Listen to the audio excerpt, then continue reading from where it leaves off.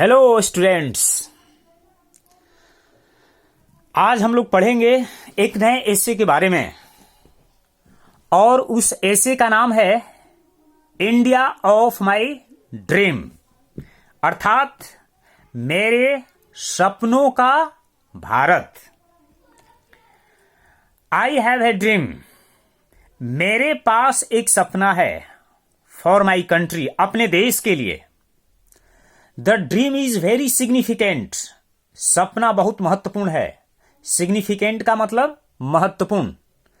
In my dream, मेरे सपनों में इंडिया वुड बी, भारत को होना चाहिए, भारत हो द मोस्ट डेवलप्ड कंट्री, यानी सबसे विकसित राष्ट्र हो। हम जो सपना देखते हैं उसमें भारत को कैसा होना चाहिए? सबसे, दुनिया में सबसे विकसित राष्ट्र इन द वर्ल्ड, संसार में।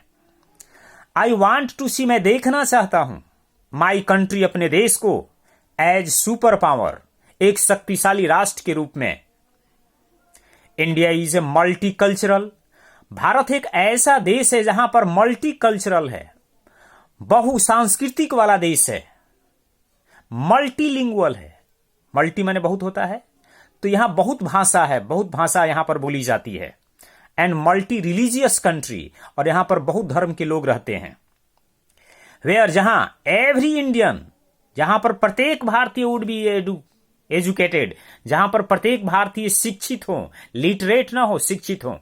जो केवल अक्षर जानता है उसको हम साक्षर बोलते हैं, लिटरेट, लेकिन जो ज्यादा पढ़ जाता है तो उसको हम एजुकेटेड बोलते हैं। तो लिटरेट ही ना हो, एजुकेटेड हो। मैनी न्यू इंडस्ट्रीज, बहुत नए नए उद्योग, शुड बी सेटअप, सेटअप मैंने स्थापित करना, तो बहुत सारे नए नए उद्योग धंधे स्थापित किए जाने चाहिए। There should be no poverty, कोई गरीबी नहीं होना चाहिए। पॉवर्टी का मतलब गरीबी। नो इलिटरेसी, कोई अशिक्षा नहीं होना चाहिए हमारे देश में। एंड नो अनटचबिलिटी, कोई अस्पृश्यता नहीं होनी चाहिए, कोई छुआछूत की भावना नहीं होनी चाहिए इन माई कंट्री, मेरे देश में। ऑल वुड बी इक्वल, सभी को एक समान होना चाहिए। इक्वल का मतलब समान। ऑल वुड इंजॉय, सभी को इंजॉय करना चाहिए द गुड थिंग्स, अच्छी वस्तुओं का, ऑफ लाइफ, जीवन का। Unemployment should be found, unemployment का मतलब बेरोजगारी, बेरोजगारी पाया जाना चाहिए सिर्फ डिक्शनरी में, शब्दकोश में। The Hindus and Muslims, Hindu और मुसलमान, इन दोनों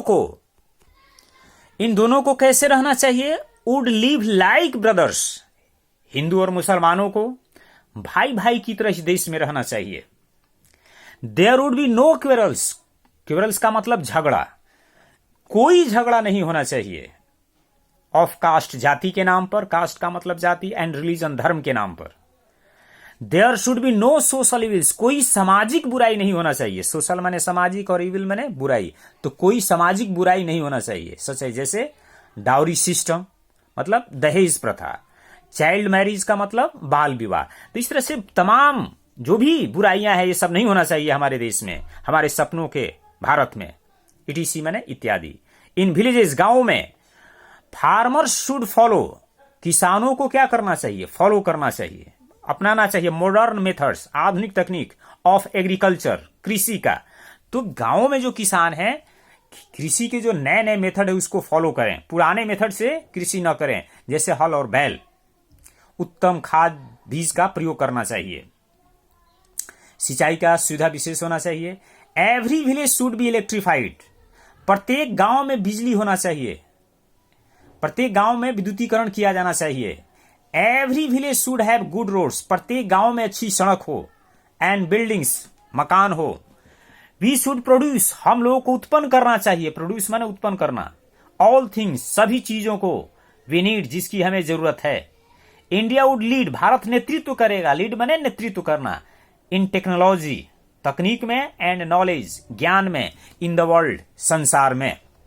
एट लास्ट, अंत में, आई वॉन्ट टू सी, मैं देखना चाहता हूं इंडिया, भारत को एज ए कंट्री, एक ऐसे देश के रूप में, वेयर, जहां पर वुमन आर ट्रीटेड, जहां पर औरत के साथ व्यवहार किया जाता है। ट्रीट माने व्यवहार करना, व्यवहार किया जाता है विथ रेस्पेक्ट, इज्जत के साथ, आदर के साथ। रेस्पेक्ट माने इज्जत और आदर। There would be no difference, कोई अंतर नहीं हो बिटवीन मैन एंड वुमन, चाहे आदमी हो चाहे औरत हो, दोनों को एक नजर से देखना होगा, कोई अंतर नहीं रखना होगा।